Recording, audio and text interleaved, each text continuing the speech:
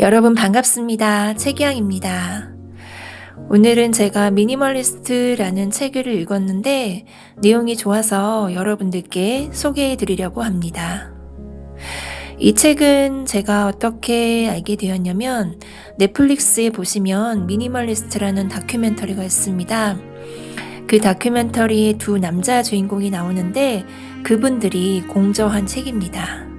그분들 이름이 조슈아 필즈 밀먼, 라이언 니커디머스라는 두 분인데 그 미국 분들이고 30대 초반의 미국 남자분들인데 사회적으로 성공한 누가 봐도 부러워할 만한 억대 연봉자의 삶을 살다가 이제 돈을 많이 벌면 벌수록 그리고 물건을 많이 소유하면 소유할수록 점점 더 행복하고는 거리가 먼 현실에 이제 실증을 느끼고 미니멀리즘에 눈을 뜨게 됩니다. 그래서 그 다니던 직장도 그만두고 미니멀리스트로서의 그 삶을 살아가면서 블로그를 통해서 활동도 하고 이런 책도 출간을 하게 되는데 보통 미니멀리즘에 관한 책들이 일본에서 많이 출간이 되고 있잖아요.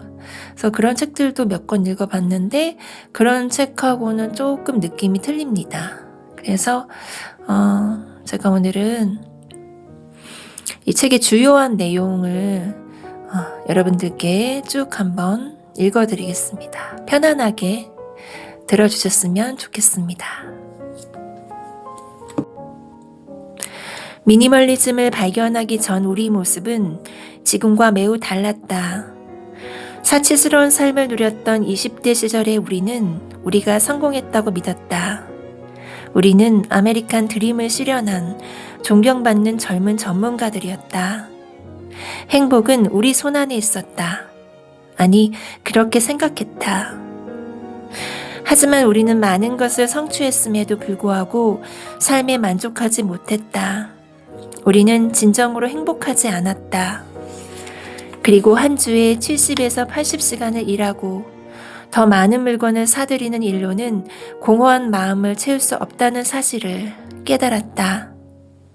사실 그 반대였다. 물질적인 소유가 지나치게 많아질수록 행복 대신 빚과 걱정, 스트레스와 불만이 쌓여갔고 그 끝에는 몸과 마음을 해치는 우울증이 기다리고 있었다. 인생이 통제를 벗어날수록 우리는 정말 중요한 것을 알아보는 능력을 잃어갔다. 마침내 우리는 미니멀리즘 원칙을 적용하여 인생의 자율권과 통제권을 되찾았고 지난 몇 년간 갈망해왔던 만족감을 발견했다. 우리는 모든 것을 간소화했다. 우리가 지닌 물건의 상당수를 버렸고 쌓인 빚을 청산했으며 규모를 줄일 수 있는 것은 줄였고 보다 목적이 분명한 삶을 살기로 결심했다. 미니멀리즘은 여러분이 자유를 찾을 수 있도록 도와주는 도구이다.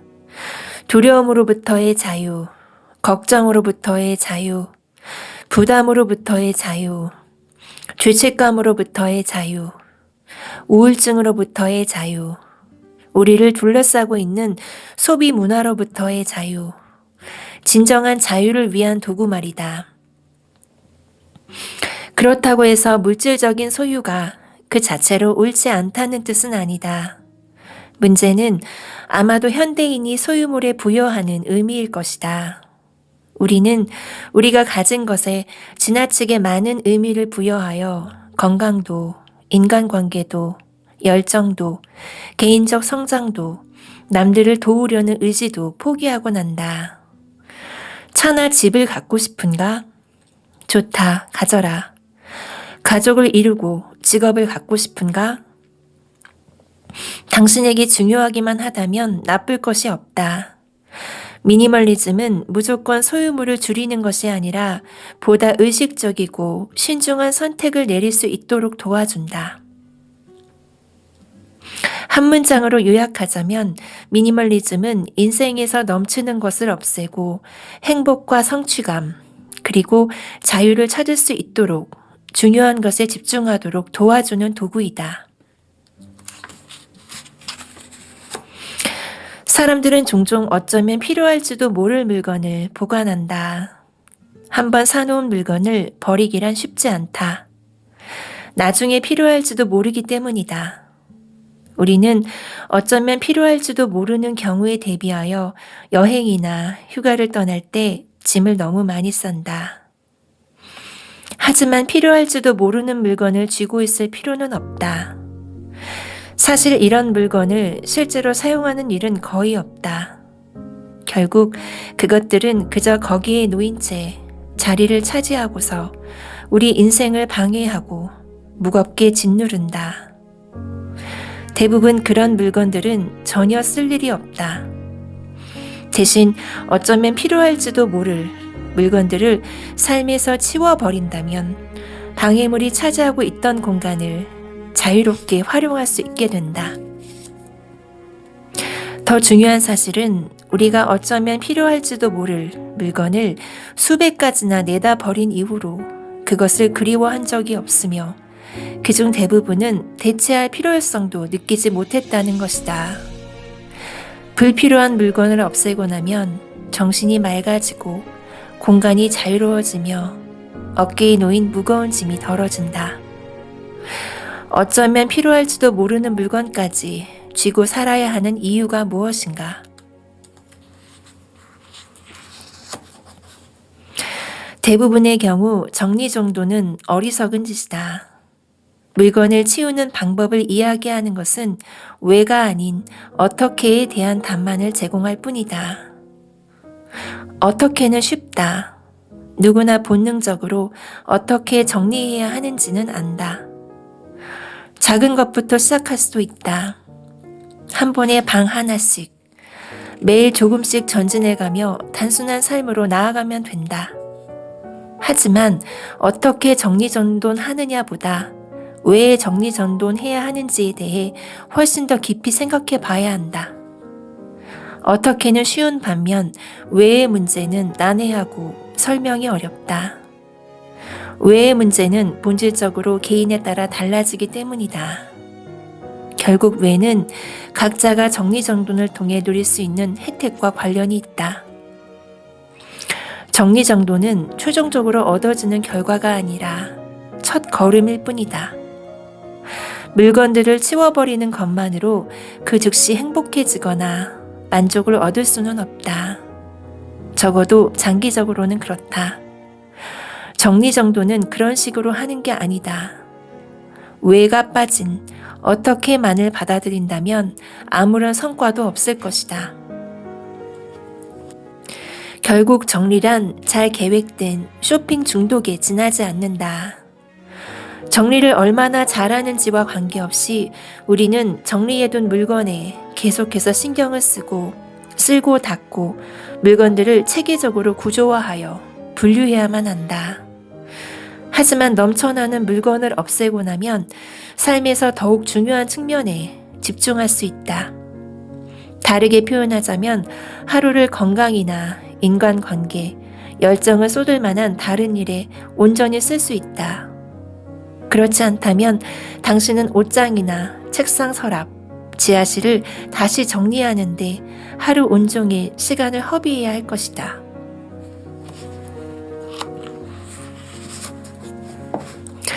미니멀리즘을 발견하고 삶의 단순화가 갖는 중요성을 깨닫기 전에 우리는 오하이오주 데이턴 출신의 성공한 전문직 종사자들이었다.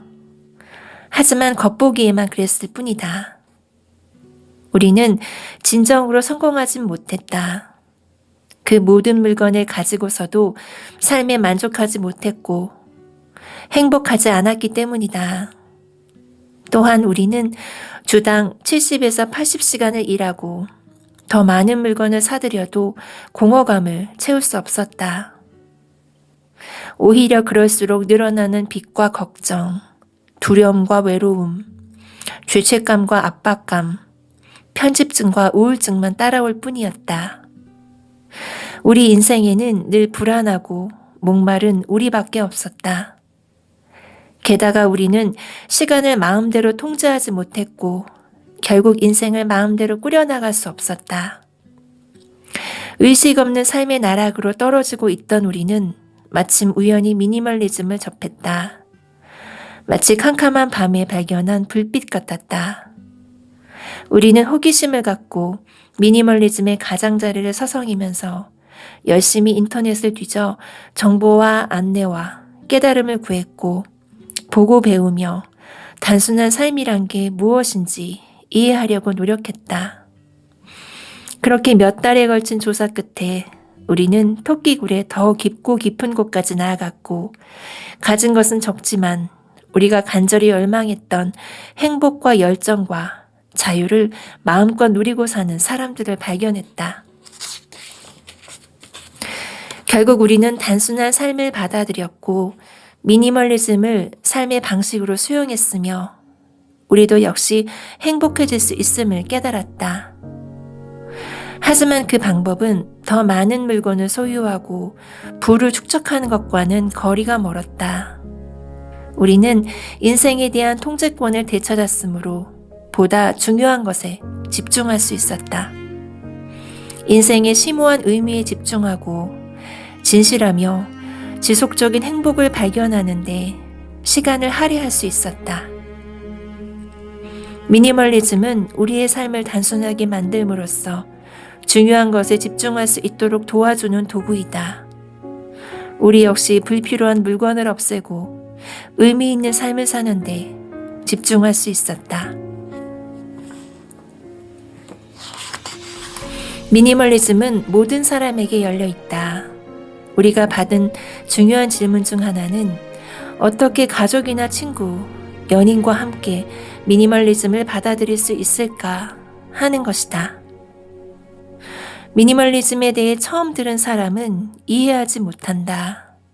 왠지 불가사의하고 비이성적이며 현실에서 동떨어져 있고 평범한 소비자로서 누리는 안전지대에서 벗어났다는 생각이 드는 것이다. 다르게 말하자면 그들은 미니멀리즘이 왜 의미 있는 삶을 살기 위해 필요한 도구인지 알지 못한다.